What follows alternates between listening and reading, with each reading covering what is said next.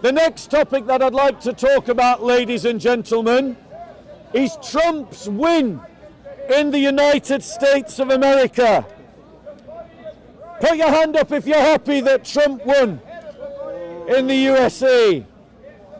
Now, ladies and gentlemen, bear with me. I want to read an article from Newsweek when my internet gets working. Come on. Come on. Let's try that again. Right. I'm reading from Newsweek, ladies and gentlemen. As Tuesday night transitioned into the start of Wednesday, a sense of deja vu from 2016.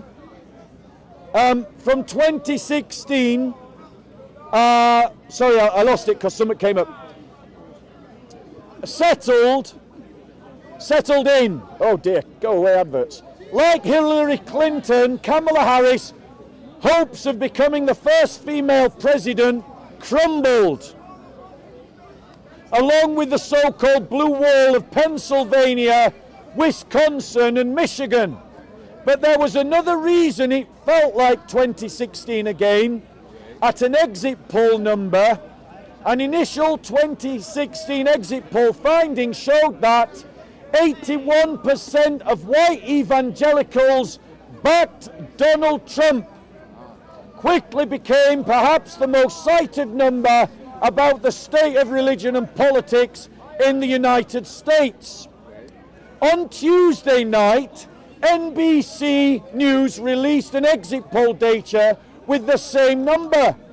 81% of white evangelicals voted for Donald Trump. It should be noted that numbers can move a bit as more data is added. In 2016, it eventually dropped to 80%. In 8 years, the white evangelical vote hasn't really moved. Evangelicals for Harris, the vote for the common good, and the Harris campaign itself spent millions this year trying to reach those voters for the Democratic nominee. Reporters wrote dozens of articles exploring the question of whether Harris could win over evangelicals on Election Day. Charlie Brown again missed the football. However, it would be a mistake to blame white evangelicals. Notice the language of Newsweek. It would be a mistake to blame white evangelicals for the electoral shift to Trump. In each of the last 3 presidential elections, about 8 in 10 white evangelicals voted for Trump. They've been amongst his most loyal supporters and do not therefore explain how Joe Biden won while Harris lost. Now, ladies and gentlemen, I want to point out something.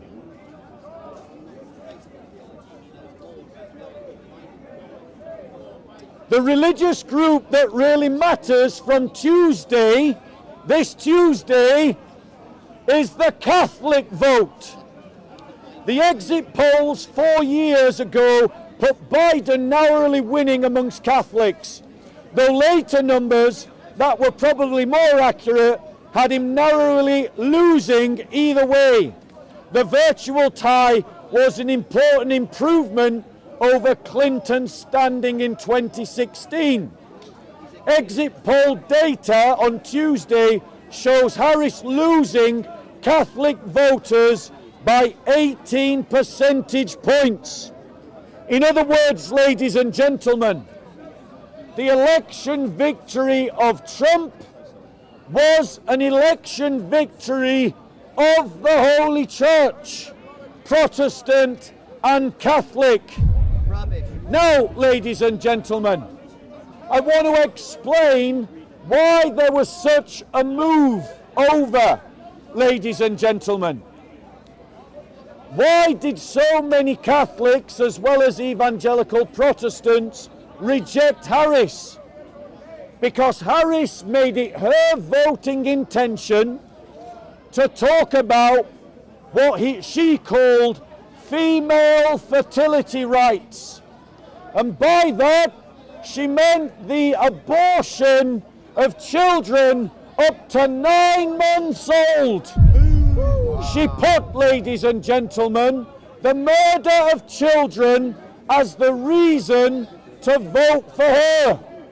She assumed that all women would support her because of the idea of abortion, as if all women support late-term abortion.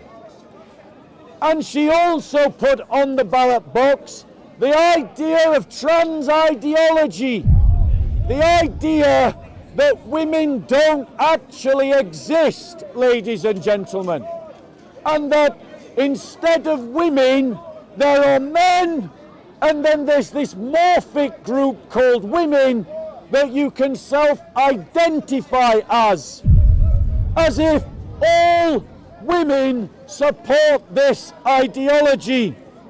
In other words, ladies and gentlemen, they put a toxic woman up against Trump. And I think that explains why Trump lost, ladies and gentlemen. And I've got to admit, I did find it funny when you saw the left-wing media having a meltdown as it was announced that Trump was going to win the election, ladies and gentlemen. Now, ladies and gentlemen, that meltdown demonstrates the left-wing media bias. It demonstrates how the media are trying to influence our thinking about Trump and about a great many number of other issues. And so, ladies and gentlemen, since Christians did win it for Trump, I have a message for Trump. And I invite Father Calvin, who is my friend, to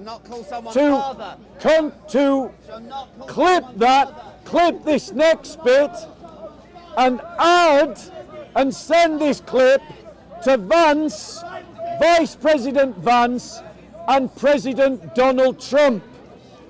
Ladies and gentlemen. So, here is what, as a Christian, I want to see from a Trump administration. And if you're an American Christian and you agree with this, then make sure Trump sees it. Make sure Vice President Vance sees it. Trump, President-elect Trump and Vice President-elect Vance, we ask you to stand up for the persecuted church around the world and to use American might, American resources and American military power to defend persecuted Christians around the world in places like Lebanon, where Maronite Christians want to free their homeland from Islamists like Hezbollah, who occupy their homelands. To support the liberation of northern Cyprus, occupied by Turkey since the 1970s, in which Christians were ethnically and religiously cleansed from northern Cyprus. I'll debate you on that. To support Armenia in its battle against Azerbaijan. I would agree with you there. And to isolate Azerbaijan for its ethnic and religious cleansing against Armenian Christians in the region of Artsakh. Yeah, I agree with you there. To put on sanctions against Pakistan for Pakistan's cruel and harsh treatment against minorities, chief amongst which are its 2 million Christians.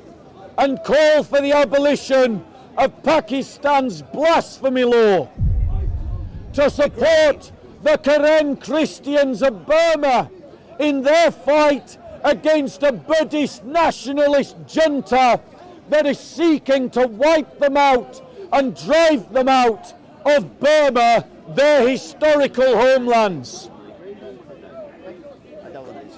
To apply pressure on the government of Egypt for its persecution of over 15 million Coptic Christians who suffer regularly from anti-Christian pogroms, desecration of churches, everyday harassment and discrimination.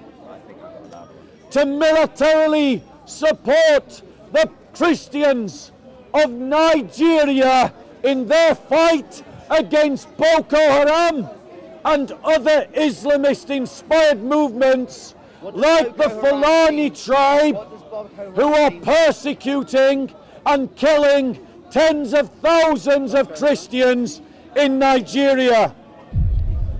To stand against the government of North Sudan that has driven, and the armed groups fighting in North Sudan, who have both conspired to drive out the entire population of Christians from North Sudan, and to help the Christians of South Sudan fight against the Janjaweed, who launch Islamist attacks across the border against Christian villages, capturing slaves and destroying Christian villages.